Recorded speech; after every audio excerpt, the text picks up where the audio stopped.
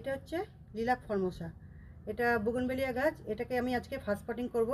তা ফার্স্ট পটিংয়ে কীভাবে করতে হয় সেটাই আজকে ভিডিওতে দেখাবো। রিপোর্টিং করার জন্য আমি নিয়েছি হাফ টব মাটি, হাফ টব গোবর সার, আর তার হাফ নিয়েছি লাল বালি। গোবর সারটা ঢেলে দিই, 1 বছরের গোবর সার। আর এটা হচ্ছে পুরো নতুন মিডিয়া, আমার একদম নতুন মিডিয়া, এটা একদম ইউজ হয়নি। আর লাল বালি দিলাম, যতটা লাল বালি নিয়েছিলাম। আর এর সাথে দেবো আমি 1 চামচ মতন নিমখোল।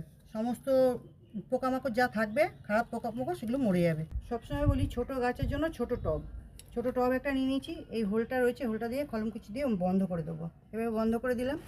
এবার মাটিগুলো আমি দিয়ে দেবো। তোমরা যারা পুরনো গার্ডেনের মাটি ব্যবহার করবে, পুরনো মাটি, তারা সেই মাটিতে কিন্তু বালি লাগবে না, বালি ছাড়াই তৈরি করবে। পিপি প্যাকেট এরকম করে ছিঁড়ে ফেলতে হবে। যদি জোর করে বার করা যায় তাহলে পরে কিন্তু শিকড়ের চোট লাগবে।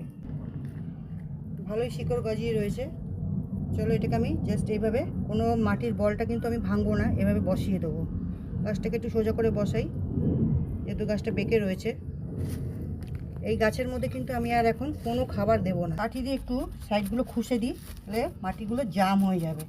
আর কিছুটা জায়গা কিন্তু আমি খালি রেখে দেবো, কেননা সারা বছর এই টবের মাটিতে কিন্তু খাবার পড়বে। খাবার দিতে দিতে কিন্তু গাছটা, টবটা ভরে যাবে। এবার কিন্তু আমি টব ভরে জল দিয়ে দেবো।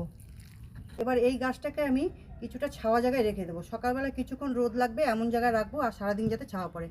আর এই গাছটাতে এখন আর খাওয়া দেবো না আমি, যতদিন না এর নতুন নতুন কচি ব্রাঞ্চ ছাড়ছে। যখন ব্রাঞ্চগুলো ছাড়বে তখন আমার এই গাছটাকে আমি মিক্স খাবার চালু করব। আর যে এই ফুলগুলো যে রয়েছে, এই ফুলগুলো কিন্তু এখন আমি এইভাবে কেটে দেবো। ফুলগুলো এখন আমি রাখবো না, কারণ এখন ফুল আমি নেব না, যেহেতু গাছটাকে নতুন করে রিপোর্ট করলাম। এখন এই ফুলগুলো কেটে দিলে পরে কিন্তু অনেক ব্রাঞ্চ বেরোয়। এরকম একটা শক্ত কাঠি গোড়ার মধ্যে এরকম বসিয়ে দেবে, যাতে গাছটা যাতে নড়াচড়া, হাওয়া বাতাস দিলে পরে যাতে গাছটা নড়াচড়া না করে। একটু সুতো দিয়ে বেঁধে দিতে হবে। তো ভিডিওটা ভালো লাগলে লাইক কমেন্ট শেয়ার করে দিও। টাটা।